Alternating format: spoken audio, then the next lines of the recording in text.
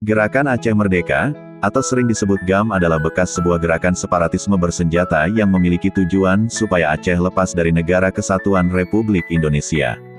Konflik antara pemerintah Republik Indonesia dan GAM, yang diakibatkan karena ada perbedaan keinginan antara bangsa Aceh dan pemerintah Republik Indonesia, yang telah berlangsung sejak tahun 1976 sampai tahun 2005 dan menyebabkan korban hampir sekitar 15.000 jiwa. Gerakan ini juga dikenal dengan nama Aceh Sumatra National Liberation Front atau disingkat ASNLF. GAM dipimpin oleh Tengku Hasan Ditiro. Selama perang berlangsung di Aceh, beliau selama hampir 3 dekade bermukim di Swedia, dan beliau juga berkewarganegaraan Swedia. Pada tanggal 2 Juni tahun 2010, ia kembali memperoleh status kewarganegaraan Indonesia, tepat sehari sebelum ia meninggal dunia di Banda Aceh. Posisi beliau sebagai Wali Nagro saat ini digantikan oleh Tengku Malik Mahmud.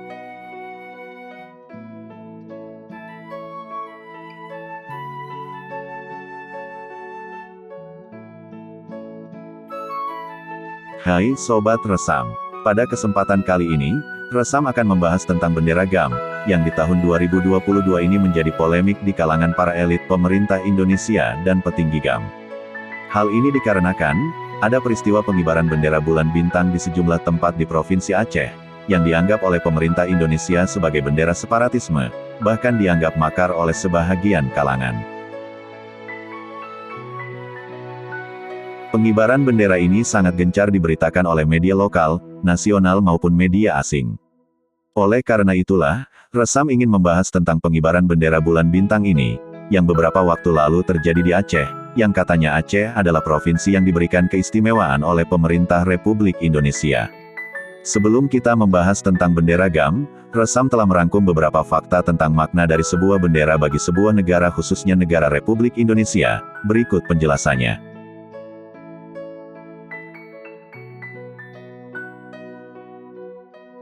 Dilansir dari berbagai sumber, bendera adalah sepotong kain atau kertas segi 4 atau segitiga yang sering diikatkan pada ujung tongkat, tiang, dan sebagainya. Dipergunakan sebagai lambang negara, perkumpulan, badan, dan sebagai tanda panji-panji. Bendera biasanya dikibarkan pada tiang. Umumnya bendera digunakan sebagai simbolis untuk memberikan sinyal atau identifikasi.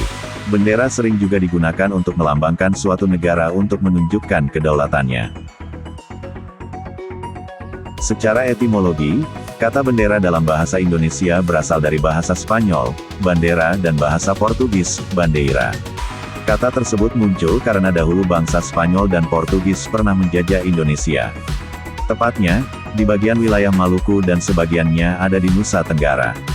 Sebelum Indonesia memasuki era kolonialisme dan imperialisme, bendera disebut sebagai panji.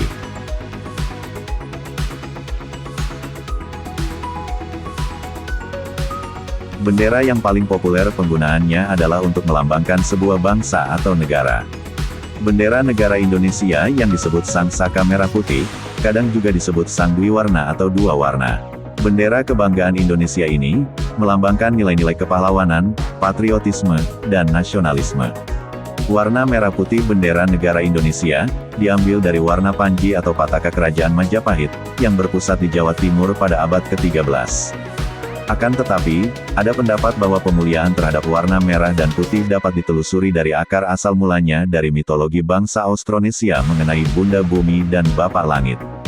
Bendera Sang Merah Putih sendiri, sudah diatur menurut Undang-Undang Dasar 45 Pasal 35, yang kemudian diperjelas pada Undang-Undang Nomor 24 Tahun 2009, dan Peraturan Pemerintah Nomor 40 Tahun 1958 tentang Bendera Kebangsaan Republik Indonesia.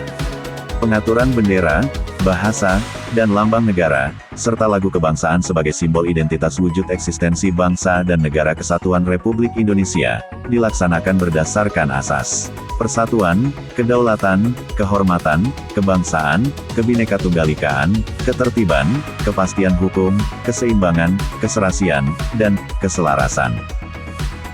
Di dalam Undang-Undang Nomor 24 Tahun 2009, ada penyebutan bendera panji selain Sang Saka Merah Putih, yaitu panji organisasi. Panji organisasi yang dimaksud adalah bendera organisasi yang diperbolehkan seperti bendera partai politik, organisasi kepemudaan, bendera adat istiadat dan organisasi lainnya, termasuk panji kebesaran TNI dan Polri.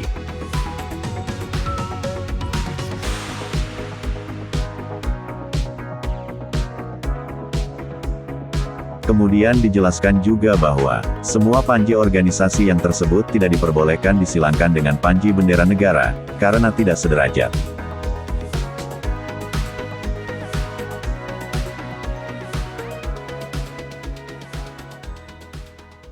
Adapun penjelasan tentang bendera Aceh, yang pada Agustus tahun 2022 kemarin masih dilarang pengibarannya.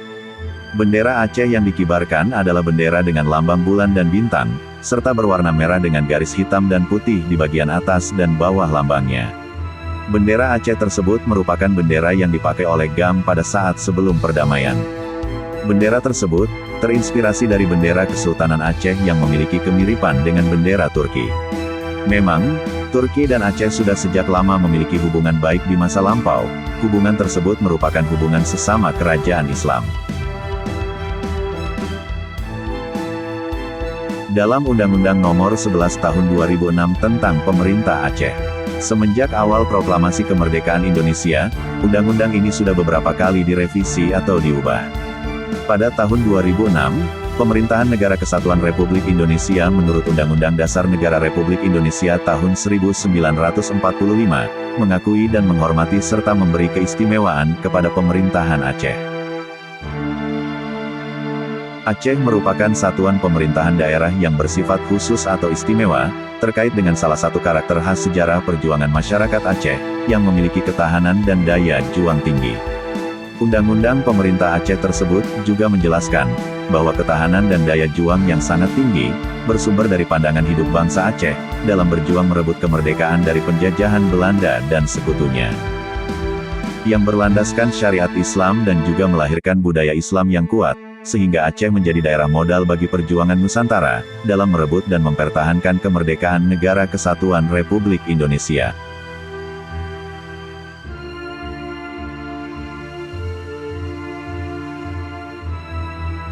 Baiklah, sampai di sini apakah sobat masih bingung, tentang bendera Aceh yang tidak diperbolehkan berkibar? Apa penyebabnya bendera tersebut tidak boleh berkibar? Adakah aturan yang sudah dibuat untuk mengatur itu semua? Sebelum lanjut nonton videonya, saya anjurkan kepada sobat semuanya untuk meminum segelas kopi, agar terasa lebih rileks dan bersemangat. Karena saya juga suka minum kopi Gayo. Oke, kita lanjut videonya. Coba kita flashback kembali tentang bendera negara Indonesia, yang tertuang dalam Undang-Undang Nomor 24 Tahun 2009, menyebutkan bahwa bendera atau panji selain sang saka merah putih, dengan kata lain adalah panji organisasi, diperbolehkan. Adapun dalam Undang-Undang Pemerintahan Aceh, yang secara rinci menjelaskan tentang bendera, yaitu pada pasal 246 yang isinya adalah 1. Bendera merah putih adalah bendera nasional, dalam Negara Kesatuan Republik Indonesia, berdasarkan Undang-Undang Dasar Negara Republik Indonesia tahun 1945. 2. Selain bendera merah putih, sebagaimana dimaksud pada ayat 1, pemerintah Aceh dapat menentukan dan menetapkan sendiri bendera daerah Aceh, sebagai lambang yang mencerminkan keistimewaan dan kekhususan. 3. Bendera daerah Aceh sebagai lambang, sebagaimana dimaksud pada ayat 2, bukan merupakan simbol kedaulatan, dan tidak diberlakukan sebagai bendera kedaulatan di Aceh. 4. Ketentuan lebih lanjut, mengenai bentuk bendera sebagai lambang, sebagaimana dimaksud pada ayat 2, diatur dalam Konun Aceh yang berpedoman pada peraturan perundang-undangan. Masih dalam Undang-Undang Pemerintahan Aceh, pada pasal 248 dijelaskan. 1. Lagu Indonesia Raya adalah lagu kebangsaan yang bersifat nasional dalam Negara Kesatuan Republik Indonesia. 2. Pemerintah Aceh dapat menetapkan himne Aceh sebagai pencerminan keistimewaan dan kekhususan. 3. Ketentuan lebih lanjut mengenai himne Aceh sebagaimana dimaksud pada ayat 2, diatur dalam Kanun Aceh. Undang-undang pemerintah Aceh tersebut, dibuat sesuai dengan kesepakatan MOU Helsinki, yaitu Nota Kesepahaman Perdamaian antara GAM dan Republik Indonesia. Juru bicara DPP Partai Aceh atau disingkat PA, Muhammad Saleh menyatakan bahwa tidak ada larangan menaikkan bendera bulan bintang pada milad MOU Helsinki. Dalam pernyataan tertulis kepada pihak media, bahwa bendera bulan bintang ini sudah seharusnya dikibarkan untuk seterusnya di bumi Aceh. Menurutnya, produk regulasi bendera Aceh telah diputuskan secara resmi oleh DPR Aceh melalui Kanun Aceh Nomor 3 Tahun 2013, tentang bendera dan lambang Aceh, yang disahkan pada saat pemerintahan Aceh dipimpin oleh Gubernur Dr. Zaini Abdullah. Muhammad Soleh juga menegaskan, bahwa status dan kedudukan bendera Aceh sudah menjadi milik 5 juta lebih rakyat Aceh. Yang tertuang dalam perumusan pasal 246 dan pasal 247 Undang-Undang Nomor 11 Tahun 2006 tentang Pemerintahan Aceh.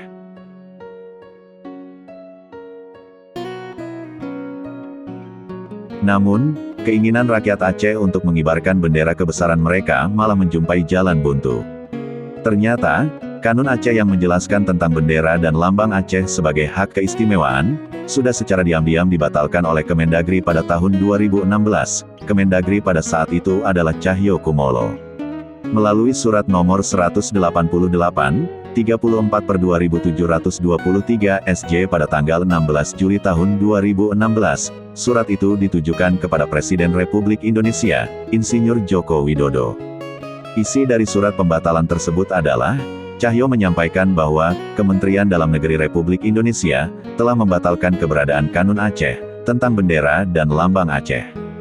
Bertujuan untuk menjamin kepastian hukum, mengutamakan kedaulatan NKRI, serta meredam munculnya gerakan anti-pemerintah Republik Indonesia.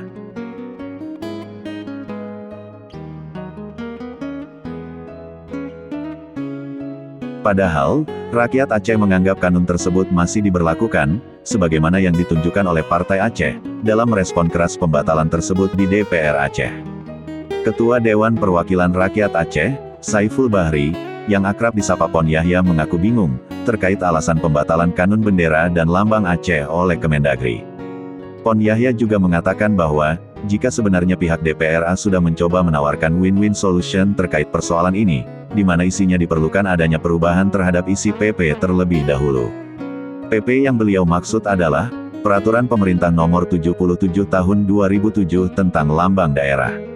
Ketua DPRA tersebut mengutarakan akan terus memperjuangkan soal kanun bendera dan lambang Aceh, demi berkibarnya bendera bulan bintang di bumi Aceh. Pada kesempatan lain, mantan Panglima GAM, Muzakir Manaf atau sering disebut Mualim juga mengatakan bahwa, tidak lama lagi bendera Aceh akan bisa dikibarkan di seluruh wilayah Aceh pada setiap tanggal 4 Desember mendatang. Menurutnya, hal ini merupakan salah satu nota kesepakatan, dari butir-butir perjanjian perdamaian Aceh. Maka di kantor-kantor sudah dapat menyediakan 2 tiang, kata Mualim dalam pidatonya pada acara peringatan 17 tahun Damai Aceh, di Taman Ratu Safiatuddin, Senin tanggal 15 Agustus tahun 2022.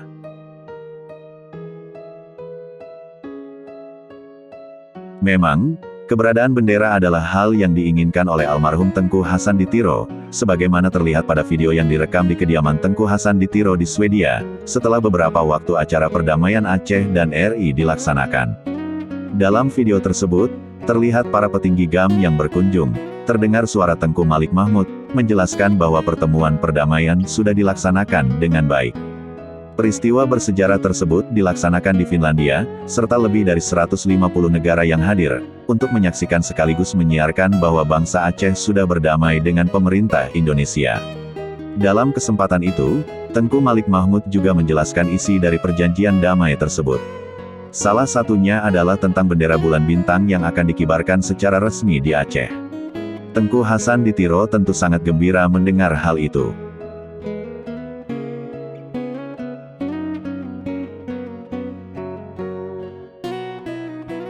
Sobat Resam yang tercinta, banyak peristiwa-peristiwa besar yang sudah terjadi di bumi Aceh, semenjak awal kemerdekaan Republik Indonesia hingga saat ini.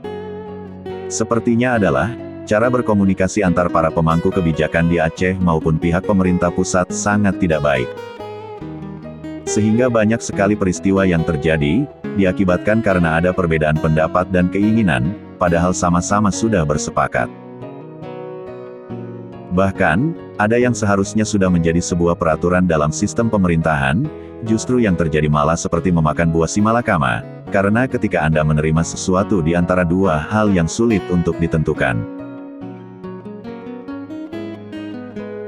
Hal demikian ini mungkin terjadi karena pihak Aceh masih gagal dalam memahami dan menjabarkan apa-apa yang disampaikan oleh pemerintah pusat, yang dituangkan dalam bentuk peraturan.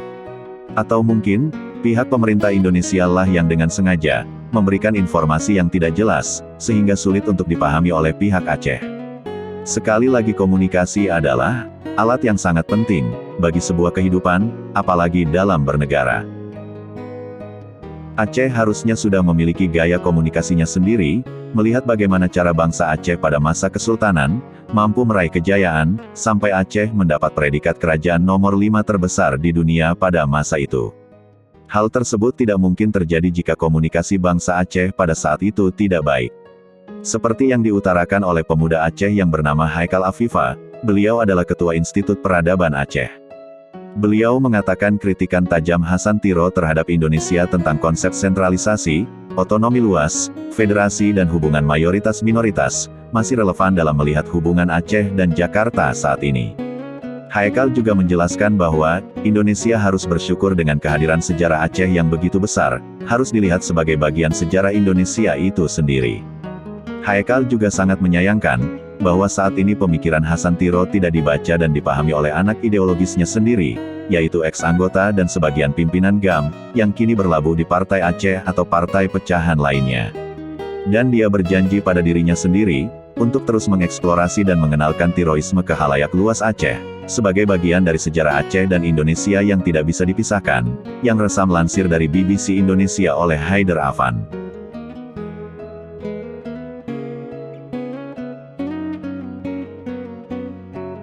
Demikianlah video singkat tentang bendera Aceh ini, semoga Sobat Resam mendapatkan pengetahuan baru, tentang Provinsi Aceh yang katanya istimewa oleh Republik ini. Jika terdapat kesalahan dalam penulisan, opini dan peristiwa, mohon dimaafkan. Semoga Sobat Resam tetap sehat, dimudahkan rezekinya dan dimudahkan segala urusannya. Jangan lupa subscribe, komen dan like video ini. Sampai jumpa di video berikutnya. Wassalamualaikum warahmatullahi wabarakatuh.